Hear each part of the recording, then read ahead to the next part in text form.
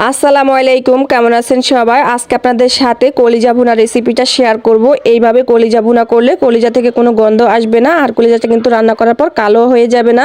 তার জন্য প্রথমে এখানে আমি নিয়েছি পানি, আর নিয়েছি এখানে কলিজা। আমি কলিজাগুলো ছোট করে কেটে নিয়েছি। এখন এই পানির মধ্যে আমি কলিজার টুকরাগুলো দিয়ে নিচ্ছি, আর দিয়ে দিচ্ছি লেবু। এখানে আমি কয়েক টুকরা লেবু দিচ্ছি, সামান্য পরিমাণে একটু হলুদের গুঁড়া দিচ্ছি, দিয়ে নেড়ে চেড়ে এখন চুলাটা জ্বালিয়ে দিচ্ছি। আপনারা চাইলে কিন্তু এখানে লেবুর পরিবর্তে ভিনেগারটা দিতে পারেন। এই তো দেখুন, এখানে কিন্তু অনেকগুলা ময়লা বেশি উঠেছে। এইগুলার সাথে যদি আমরা কলিজাটা রান্না করতাম তাহলে কলিজাটা খেতে তেতো লাগতো আর একটা বাজে স্মেল আসতো। এখন আমি কলিজার টুকরাগুলো উঠিয়ে নিচ্ছি আর ঠান্ডা পানি দিয়ে ধুয়ে নিচ্ছি। এই তো দেখুন, খুব সুন্দরভাবে পরিষ্কার করে নিয়েছি। রান্না করার জন্য কড়াই দিয়ে দিচ্ছি পরিমাণ মতো রান্নার সয়াবিন তেল, চাইলে এখানে সরিষার তেল দিতে পারেন। কলিজা রান্না করার জন্য এখানে আমি গোটা গরম মশলা নিয়েছি, তার মাঝে আছে তেজপাতা, দারচিনি, এলাচ, লবঙ্গ, জয়ফল, জয়ত্রী আর সাদা গোলমরিচ। এখন আস্ত মশলাটা একটু তেলের সাথে ভেজে নেব, এতে করে মশলার একটা খুব সুন্দর ফ্লেভার তেলের মধ্যে ছড়িয়ে যাবে। তার মধ্যে দিয়ে দিচ্ছি 1 কাপ পেঁয়াজ কুচি। পেঁয়াজটাকে হালকা একটু নেড়ে চেড়ে নরম করে নিচ্ছি।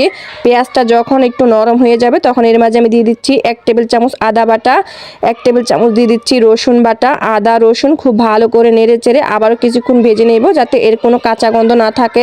এখন এর সাথে দিয়ে দিব গুঁড়া মশলা। আমি প্রথমে দিয়ে দিচ্ছি লবণ পরিমাণ মতো, 1 চা চামচ দিয়ে দিচ্ছি লাল মরিচের গুঁড়া, 1/2 চা চামচ দিয়ে দিচ্ছি হলুদের গুঁড়া, 1/2 চা চামচ ধনিয়ার গুঁড়া, 1/2 চা চামচ দিয়ে দিচ্ছি গরম মশলার গুঁড়া। এখন আবার এটাকে খুব ভালো করে নেড়ে চেড়ে নিচ্ছি, আর একটু পানি দিয়ে এই মশলাটাকে খুব ভালো করে কষিয়ে নিচ্ছি। পানি দিয়ে মশলাটাকে কষানো হয়ে গেলে এর মাঝে আমরা দিয়ে দিব আমরা যেই কলিজার টুকরাগুলো আগে থেকে সেদ্ধ করে রেখেছি, সেই কলিজার টুকরাগুলো দিয়ে দিচ্ছি। এখন কলিজার টুকরাগুলো দিয়ে আমি আবারও নেড়ে চেড়ে একটু পানি দিয়ে এটাকে একটা ঢাকনা দিয়ে ঢেকে কষিয়ে নিব 10 থেকে 15 মিনিটের জন্য। আমি মাঝে একবার ঢাকনাটা খুলে এটাকে নেড়ে চেড়ে দিচ্ছি। আমার বাসায় কলিজা ভুনার সাথে আলু খেতে কিন্তু অনেক বেশি পছন্দ করে, তার জন্য এখানে আমি 2টো আলু একটু ছোট করে কেটে দিচ্ছি, আর দিয়ে দিচ্ছি 4টা রসুন। এই রসুনটা খেতে আমার অনেক বেশি ভালো লাগে মাংসের সাথে, তাই এখানে আমি কিছু রসুন দিয়েছি। এখন আবারও খুব ভালো করে নেড়ে চেড়ে মিশিয়ে একটা ঢাকনা দিয়ে ডেকে এটাকে আরও কিছুক্ষণ কষিয়ে নিব। কিছুক্ষণ পর ঢাকনাটা খুলে নিয়েছি, আর এখানে দেখুন কলিজাটা খুব সুন্দরভাবে কষানো হয়ে গেছে।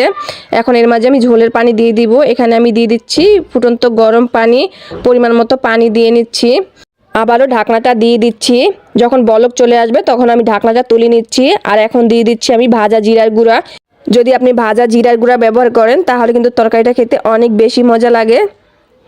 এই তো কিছুক্ষণ পরে আমি আবার একটু নেড়ে চেড়ে নিচ্ছি। এই পর্যায়ে আমার তরকারিটা রান্না করা হয়ে গেছে। এখন চুলাটা বন্ধ করে দিচ্ছি। মাশাআল্লাহ, দেখুন কত সুন্দর একটা কালার চলে এসেছে। কলিজা রান্না করলে কিন্তু অনেক সময় কালো হয়ে যায়, আর আমি যেভাবে আজকের এই কলিজাটা ভুনা করেছি এভাবে রান্না করলে কিন্তু কলিজা কোনো কালো হবে না, আর কোনো গন্ধ আসবে না।